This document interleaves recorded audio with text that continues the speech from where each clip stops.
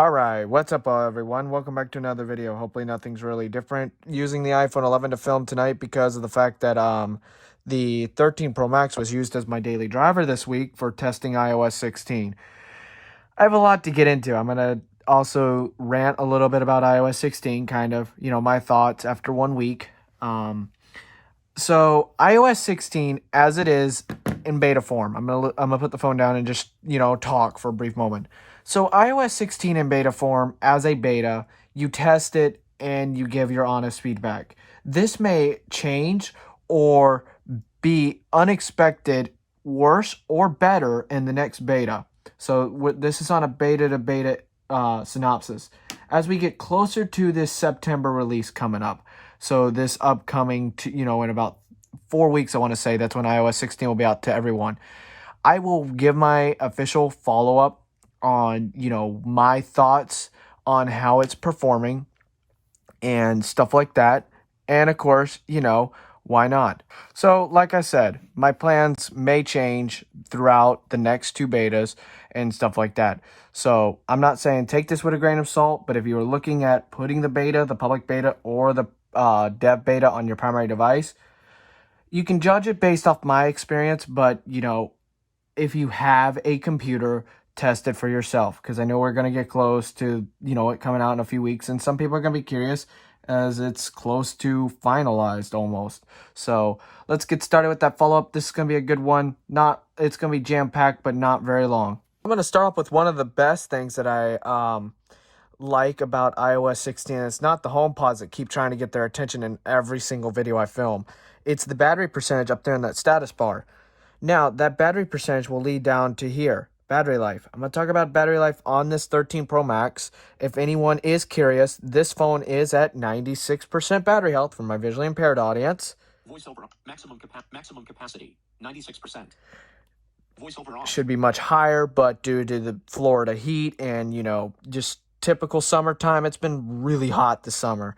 So it's just been one of them things. So I used about 100% battery literally on Thursday, and I got 9 hours. Screen on, 9 hours, 40 minutes. So 9 hours, 40 minutes, just shy of 10 hours. And we had bad storms come through around like 2 p.m. So I was really heavily using this phone because it's got all my weather, apps and stuff that don't require other gear on it. And then screen off, 36 minutes. Screen off, 36 minutes. I was listening to some music. And then today, 92% battery usage, 92%. I've noticed, speaking of battery usage, Key grabber. I noticed Grabber. these HomePods love making me very happy. I think I'm about to cut off the power to them when I'm streaming, or get them out of this studio area when I'm streaming or recording. But regardless, the one thing I've noticed when I'm on 5G ultra capacity from T-Mobile or any type of 5G network, it is data logging. And when it's data logging, it's uploading that to Apple, and it is eating the living daylights out of this battery. I left the house at 3 p.m. on Friday, and I got back home a quarter to 7 p.m. Eastern, and I went from 50% battery with barely any usage, no watching YouTube, surprisingly, and I went from 50% all the way down to 19%. I hope that improves, but I digress. Screen on, 8 hours, 22 minutes. Screen on, 8 hours, 22 minutes. Most of that was at the house. Facebook, screen on, 8 hours. Screen off, 1 hour, 44 minutes. Screen off, 1 hour, 44 minutes. That was me listening to more music, because I had music playing on the phone, and I was actually listening to a podcast. So that's actually really decent. I'm complaining because the standby on 5G and cellular connectivity networks is bad. But all in all, battery life, 34% battery, 66% battery usage, August 17th. August 17th was probably my best day with these. Screen on, 6 hours, 39 minutes. For average, 6 hours. Screen off, 57 minutes. So 57 minutes screen off. Screen on, 6 hours, 39 minutes. And then the day of 34%, I was not feeling good. I was 34% battery recovering at the beginning of this week on Tuesday from food poisoning. So usage, 7 hours, 46 minute. Screen on, 7 hours, 37 minutes. 7 hours, 36 minutes screen on time. Screen off, 20 minutes. And screen off 20 minutes. Because you can see I kept it on the charger most of the time here in the studio during the morning hours from up until around 11:30. And I was just watching some YouTube and stuff like that, and not using my iPads or other devices. But battery life on my 13 Pro Max in my environment has been pretty good. I'm averaging in between 6 to 10 hours, so about 8 hours and 30 minutes per day if I keep my current routine. The more I'm on cellular data, that will go down to about 5 hours and 30 minutes average. Lowest would be about 3 hours and 50 minutes of screen on time with about an hour of screen off time, to the maximum of 7 hours and 2 hours off screen time. But I'd have to have a battery pack on the back of the phone by throughout the morning time, from maybe like my day start at 6 in the morning and go through the day. So I'd have to keep a battery pack on it until about 10 to 10:30 in the morning. So there we go. There is a new watch glyph, if you're familiar to the Apple Watch finish charging glyph on iOS 15. It is new. It actually shows an Apple Watch in iOS 16. That is one of the new features I have discovered since I have my primary iPhone on 16 now. Here's the what's new splash screen I got in Photos when I upgraded this phone, but I will go through all the splash screens and voiceover walkthrough and my what's new video. Here's a bug that occurred with Siri. It's Saturday, August 20th, 2022. If you did not hear, it clipped. Once again. Here we go. It's Saturday, August 20th, 2022. That was a date I was looking for on my calendar for for some family getting together and stuff like that this weekend, and that's why I'm filming right now. This lighting is really weird. This reminds me why I don't like filming with this iPhone 11. So yeah. Of course, as I said in my live stream, not everyone views my live streams, but iOS 15.6.1 is available to download over the air. Same for iPadOS. WatchOS 8.7.1 for Apple Watch Series 3 to fix some crashing issues is out. So is macOS Monterey 12.5.1.